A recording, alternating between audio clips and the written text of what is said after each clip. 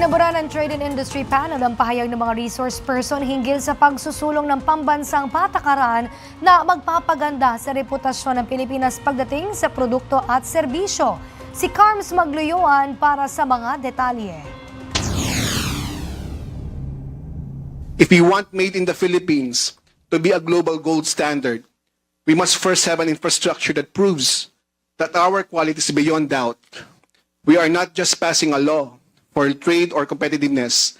We are passing a law for our national reputation. Nagpahayag ng buong suporta ang House Committee on Trade and Industry sa mga consolidated House bills na layong magtatag ng isang national quality policy na tatawaging Philippine National Quality Infrastructure o PNQI. Layunin nito na tiyaking ang mga produkto at serbisyo sa bansa ay pasado sa quality at safety standards, globally competitive at naaayon sa international standards. Ibig sabihin, masisiguro ang tamang sukat, kalidad at safety certification ng mga produkto tulad ng pagkain, gamot, construction materials, electronics at mga export products bago ito ibenta o i-export. Kaugnay nito, tinalakay din ang pagbuo ng Philippine National Quality Infrastructure Coordinating Council na magsisilbing sentro ng koordinasyon at pangangasiwa. Kabilang sa mga ahensyang kasama sa koordinasyon ang Department of Trade and Industry, Department of Science and Technology, Bureau of Philippine Standards at Food and Drug Administration upang maiwasan ang pagkakawatak-watak ng mga pamantayan sa quality assurance.